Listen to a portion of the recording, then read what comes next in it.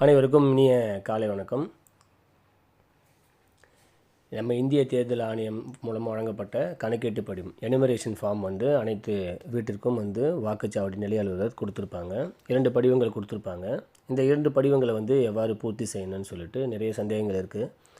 இதை பூர்த்தி செய்யக்கூடிய வழிமுறைகளை உங்களுக்கு சொல்கிறேன், கவனிச்சுக்கோங்க.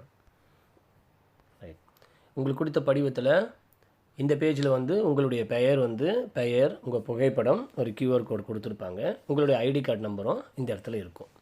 சரிங்களா? ரைட், இதுக்கு அடுத்தது நம்ம என்ன செய்யணும் அப்படின்னு பார்த்தீங்கன்னா, இதில் பிறந்த தேதி அப்படின்றத கொடுத்துருக்காங்க. இதை என்ன பண்ணுங்கள், இந்த ஃபஸ்ட்டு பாக்ஸில் உங்களுடைய டேட் ஆஃப் பர்த்தை குறிப்பிடுங்க. சரிங்களா? செகண்ட் லைனில் பார்த்தீங்கன்னா உங்களுடைய ஆதார் நம்பர். இது 2002 2002 இல்லாதவங்க எல்லாருமே வாக்கு பட்டியல், அந்த வாக்காளர் பட்டியலில் இந்த ஃபார்ம் கொடுத்தவங்க எல்லாருமே இது ஃபில் பண்ண வேண்டிய தகவல்கள். எதை ஃபில் பண்ணணும்னா, இங்கேருந்து இது வரையும் இருக்கக்கூடிய தகவல்கள் எல்லாருக்கும் காமனான விஷயம். கண்டிப்பாக இதை எல்லாருமே பூர்த்தி செய்யணும். சரிங்களா? இதை பூர்த்தி செய்யும்போது வரக்கூடிய இது பற்றி தான் நான் இப்போ சொல்லிட்டுருக்கேன். சரிங்களா? ரைட், பிறந்த தேதி இங்கே பதிவு செய்யுங்க. அடுத்தது உங்களுடைய ஆதார் எண் இந்த இடத்துல பதிவு செய்யுங்க. அடுத்தது உங்களுடைய மொபைல் நம்பரை இந்த இடத்துல பதிவு செய்யுங்க. அடுத்தது உங்களுடைய தந்தை அல்லது பாதுகாவலருடைய பெயர், அப்பாவுடைய பெயர் இந்த இடத்துல குறிப்பிடுங்க. சிலர் இதை செய்யும்போது ஒரு சந்தேகம் கேட்டாங்க, எங்கள் அப்பா இறந்துட்டார், பேரை நான் குறிப்பிடணுமான்னு கேட்டாங்க. இருந்துட்டாலும் அப்பாவுடைய பெயரை குறிப்பிடணும், அவருடைய அடையாள அட்டையை நீங்கள் குறிப்பிட தேவையில்லை. சரிங்களா? ரைட், அடுத்தது அம்மாவுக்கும் இதே கண்டிஷன் தான். உங்கள் அம்மாவுடைய பெயரை கண்டிப்பாக குறிப்பிடணும். அடையாள அட்டை இருந்தால் அதை இங்கே குறிப்பிடுங்க, இல்லை என்றால் தேவையில்லை. அடுத்தது பார்த்திங்கன்னா, உங்கள் துணைவர், கணவராக இருந்தாங்கன்னா மனைவியோட பெயரும், மனைவியாக இருந்தால் கணவரோட பெயரும் இருந்ததுன்னா அந்த பெயரை இங்கே குறிப்பிடுங்க. திருமணம் ஆகாதவர்கள் இதை குறிப்பிட வேண்டும் என்ற அவசியம் இல்லை. அதன் பிறகு அவங்களுடைய அடையாள அட்டை, அவங்களுக்கு ஐடி கார்டு கொடுத்துருந்தாங்கன்னா அந்த நம்பரை இங்கே எழுதுங்க. எல்லாத்துலேயுமே ஆப்ஷன் தான், இருப்பின் இருந்தால் கண்டிப்பாக குறிப்பிடுங்க. சரிங்களா? ரைட், இதன் பிறகு நம்ம செய்ய வேண்டியது என்ன அப்படின்னா, இதை தான் நம்ம என்ன பண்ண போகிறோம், அடுத்தது இந்த பகுதியை பூர்த்தி செய்ய போகிறோம்.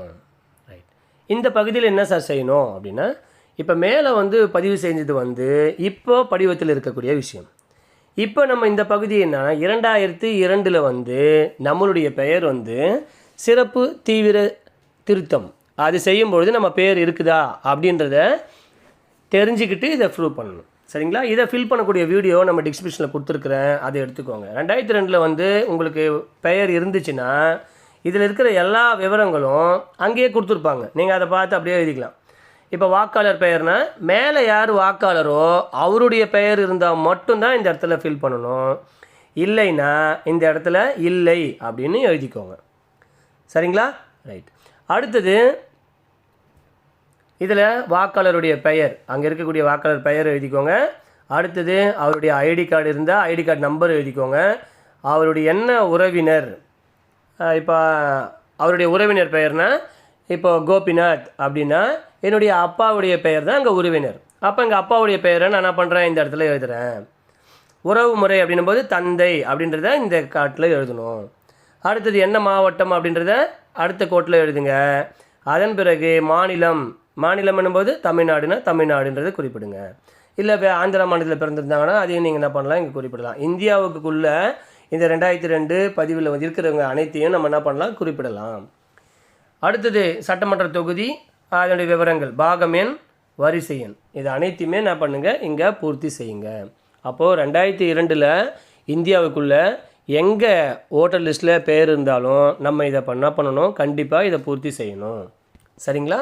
ரைட், இதுக்கு அடுத்தது இன்னொரு பதிவு இருக்குது பாருங்கள், இதற்கு முன்னர். சரிங்களா? ரைட், என் பேர் இல்லை சார், எங்கள் அப்பா பேர் மட்டும் லிஸ்ட்டில் இருக்குது அப்படின்றவங்க இதை பூர்த்தி செய்யுங்க.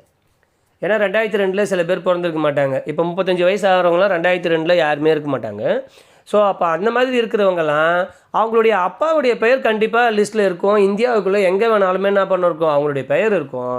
இதை கண்டிப்பாக இந்த இடத்துல பூர்த்தி செய்யணும். ஸோ அப்போ இங்கே நம்ம என்ன பண்ணுறோம், நம்மளுடைய அப்பாவுடைய பெயரை இந்த இடத்துல பூர்த்தி செய்யணும். அவருடைய ஐடி கார்டு நம்பர், அடுத்தது பார்த்திங்கன்னா அவருடைய உறவு முறை. சரிங்களா? அவருடைய அப்பாவுடைய பெயரை அங்கே குறிப்பிடணும். சரிங்களா? ரைட், அது மாநிலம், சட்டமன்ற தொகுதி, சட்டமன்ற நிதி விவரங்கள் அனைத்துமே நம்ம என்ன பண்ணலாம், இங்கே பூர்த்தி செய்துக்கலாம். சரிங்களா? இது முடிஞ்ச பிறகு எனக்கு கீழே படித்து பார்த்துட்டு நான் கொடுத்த விவரங்கள் அனைத்துமே சரியான விவரங்கள் தான், உண்மை அப்படின்றத என்ன பண்ணுங்கள், இந்த இடத்துல நீங்கள் சைன் பண்ணணும். எங்கே சைன் பண்ணணும்னா இந்த இடத்துல சைன் பண்ணணும். இது சைன் பண்ணும்பொழுது என்னன்னா இதிலேயே குறிப்பிட்டிருக்காங்க பாருங்கள், வாக்காளர் அல்லது வேறு எந்த வயது வந்த குடும்ப உறுப்பினர், குடும்ப தலைவர். இப்போ எங்கள் பையன் வந்து வெளியூருக்கு வேலைக்காக போயிட்டார் சார், உடனே தர முடியாது அப்படின்னா பையனோட கையெழுத்தை நீங்கள் போடக்கூடாது. உங்கள் கையெழுத்தை போட்டுட்டு நான் வந்து இந்த கேண்டிடேட்டோடைய ஃபாதர் அப்படின்றத பக்கத்தில் எழுதி கொடுக்கணும். ஃபால்ஸ் இன்ஃபர்மேஷன் கொடுத்தா 1950 ஆக்ட் படி தங்களுக்கு தண்டனை கிடைக்கிறதுக்கான வாய்ப்புகள் இருக்குது. அதனால் ஃபால்ஸ் இன்ஃபர்மேஷன் தராதிங்க. ரைட். இதன் பிறகு நம்ம செய்ய வேண்டியதுன்னா இந்த படிவம் 2 வழியில் பூர்த்தி செய்துக்கோங்க. இதுக்கு கீழே வந்து உங்களுடைய பிஎல்ஓ உங்களுக்கு இங்கே சைன் பண்ணி உங்ககிட்ட ஒரு ஃபார்மும் அவர் ஒரு ஃபார்மையும் கொண்டு போயிடுவாங்க. அதுதான் வந்து நீங்கள் படிவம் கொடுத்ததுக்கான ப்ரூஃப். ரைட். இதுக்கு அடுத்தது என்ன பண்ணுன்னா இதோடைய விவரங்கள் பின்னாடி கொடுத்துருப்பாங்க. சரிங்க சார், 1987க்கு முன்னாடி நான் பிறந்திருக்கேன் சார், எங்களுக்கு நான் ப்ரூஃப் என்ன சார் இணைக்கணும் அப்படின்னா 1987 முன்னாடி பிறந்திருந்தீங்கன்னா இந்தியாவில் பிறந்ததற்கான உங்களுடைய ப்ரூஃபை மட்டும் இருந்தால் ஆட் பண்ணால் போதும். பர்த் சர்டிஃபிகேட் இருந்தால் பர்த் சர்டிஃபிகேட்டு அதை மட்டும் நீங்கள் இணைச்சா போதும். சரிங்களா? ரைட்.